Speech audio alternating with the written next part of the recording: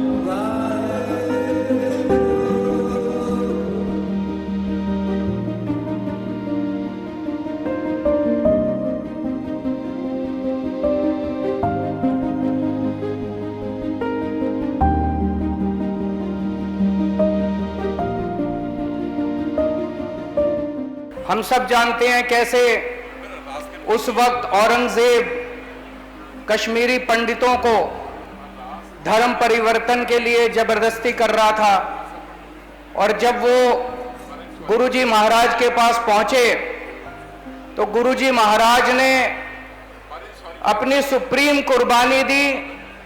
उनका धर्म बचाने के लिए, हिंदू धर्म बचाने के लिए उन्होंने अपनी कुर्बानी दी।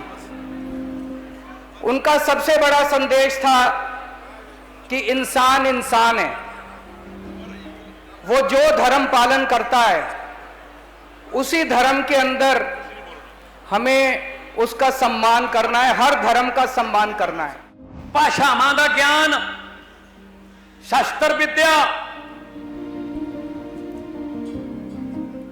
ते 26 साल 9 महीने 13 दिन बाबे बकाले बह के जब समाधि लाउणी, जिथे 22 नकली दावेदार भी बैठे सी, 22 अपने अपने मंजे डाही मक्खन शाह लवाणा दियां मोहरां दे लालच च,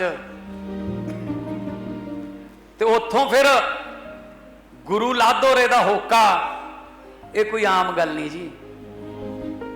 उत्थे दसना कि मक्खन शाह लवाणा जी सुखिया 500 सी जो जहाज फस गया सी तूफाना च, ते सारे 5 नाल मैं गुरु नूं की जवाब दूंगा? उपर जा मैं सच्चे पातशाह नूं की जवाब दूंगा?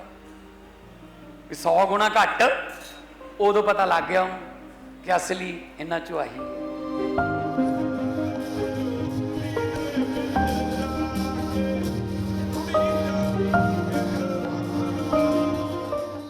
बाल गोबिंद जी दे कहन ते गुरु साहिब ने ब्राह्मणों को कहा कि जे मेरे सिर दे नाल धर्म की रक्षा हो सकती है तो मेरा सिर धर्म तो कुर्बान।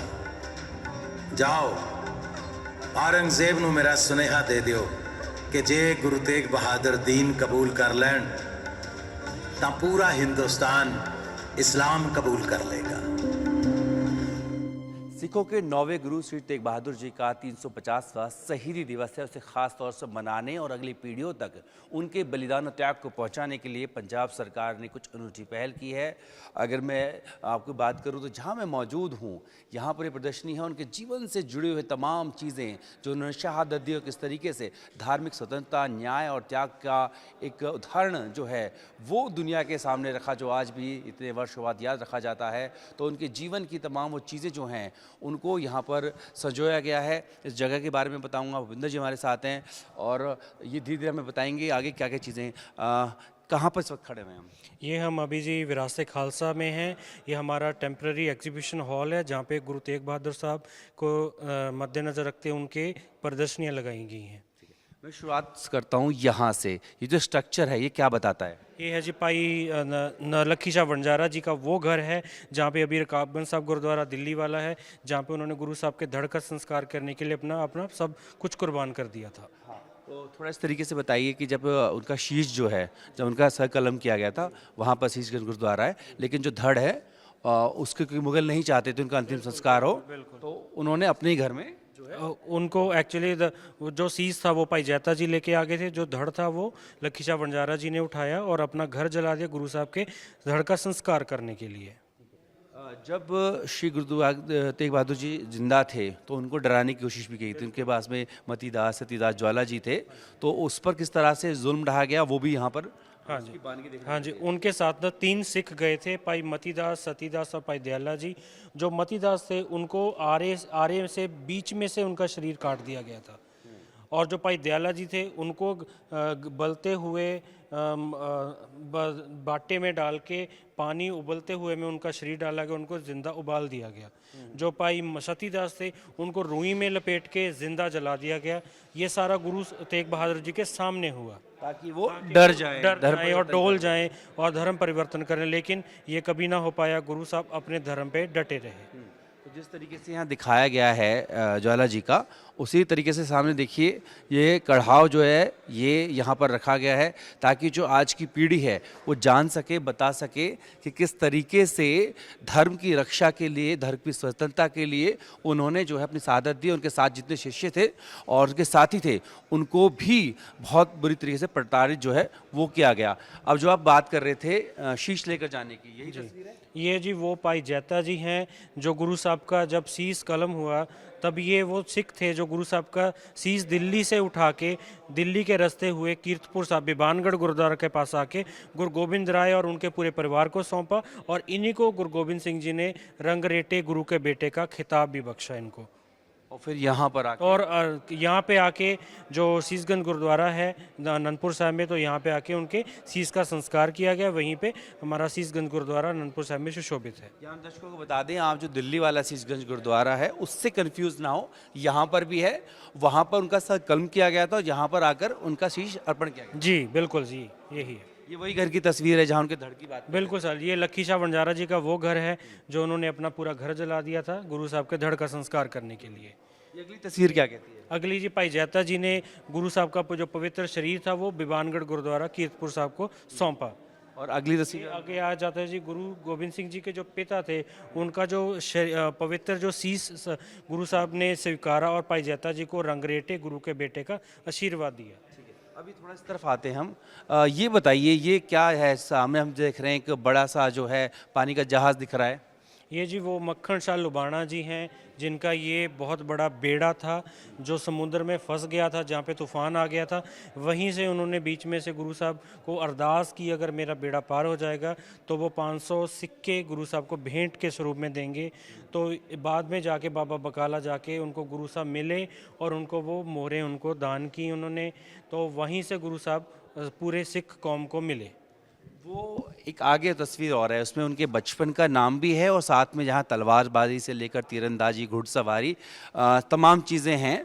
तो इसके बारे में आप जो है निशान दिखाइए और आप बताइए। जी, गुरु साहब नौवें गुरु तेग बहादुर जी के बचपन का नाम त्यागमल था। उन्होंने बचपन से ही शस्त्र विद्या सीखी और उन अपने पिता हरगोबिंद राय से, मीरी पीरी के जो संस्थापक थे, उनसे शस्त्रधारी वो गुरु खुद भी थे और उन्हें मार्शल आर्ट सिखाया, उन्हें घुड़सवारी सीखी। ये सारी कला उन्होंने अपने पिताजी से सीखी। तलवारबाजी और बिल्कुल जी, हाँ जी, घुड़सवारी और तीरंदाजी जो उन्होंने अपने पिता से सीखी। तो अब यहाँ हम थोड़ा सा देख रहे हैं, ये क्या बना हुआ है? एक ओवन टाइप का जो ये है जी भोरा साहब गुरुद्वारा है, जहाँ पे गुरु तेग बहादुर जी अपना भगवान का नाम सिमरन किया करते थे, नित्यनेम किया करते थे।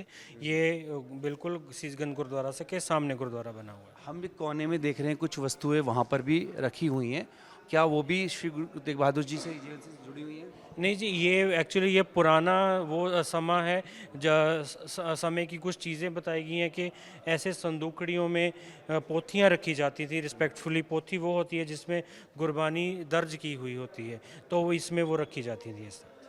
ये तो हो गया श्री गुरु तेग बहादुर जी का। कई जगह मैं देख रहा था आप केवल स्कैन करके भी पूरी जीवनी जान सकते हैं, इतिहास को जान सकते हैं। और क्या क्या चीज़ें हैं जो अब से आगे के लिए शुरू हो रही हैं?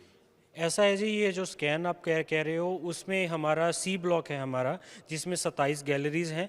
उसमें क्या एक विजिटर आता है, उसको स्कैन करेगा, एक एप्लीकेशन खुलेगी, तो वह एक एप्लीकेशन सेंसर से कनेक्ट हो जाती है, तो वो पूरा का पूरा एक विजिट करवा देती है। जो हिस्ट्री हमारी यहाँ पे बनी हुई है वो 2.5 से 3 घंटे की पूरी वीडियो है, ऑडियो भी है उसमें। तो वो पूरा विजिटर एक पूरा एक ब्रीफ अपना हिस्ट्री का एक ले सकता है, वो अपना विवरण। इस वाले अंदर के पार्ट की आज ही शुरुआत हुई है? नहीं जी, वो ये तो अभी आज शुरुआत हुई है। वो जो आप सी ब्लॉक का मैं बता रहा हूँ वो पहले से ही 2016 से वो शुरू है। वो सेकंड फेज़ और 2011 में जो पहला फेज़ शुरू हुआ था, क्योंकि विरासत खालसा के 2 फेज़ बने हुए हैं, पहला और दूसरा, जहाँ पे गुरु साहब से लेके हमारा 1947 की पार्टीशन तक का पूरा म्यूज़ियम हम वो दर्शकों को दिखाते हैं। ठीक है, बहुत शुक्रिया। तो देखिए 3 दिन का ये पूरा भव्य कार्यक्रम जो है पंजाब में हो रहा है और इसकी शुरुआत जो है आज यानी कि 23 नवंबर से हुई है और 24 और 25 तक चलेगा। और विरासत खालसा ये स्मारक है जहाँ पर जो है चीज़ें कुछ पहले से थी और ख़ासकर इस बात जगह हम मौजूद हैं। इस गैलरी का जो उद्घाटन है वो पंजाब के मुख्यमंत्री भगवंत मान और आम आदमी पार्टी के राष्ट्रीय संयोजक अरविंद केजरीवाल उनके द्वारा किया गया। और जहाँ पर श्री गुरु तेग बहादुर जी के जो शहादत से लेकर उनके बचपन तक की तमाम वो विरासतें हैं जो हम तक या आगे पीढ़ी तक पहुंचनी चाहिए, उनको प्रदर्शित किया गया है। वीडियो सहयोगी निशांत के साथ जितेंद्र भाटेरी में भारतवर्ष पंजाब।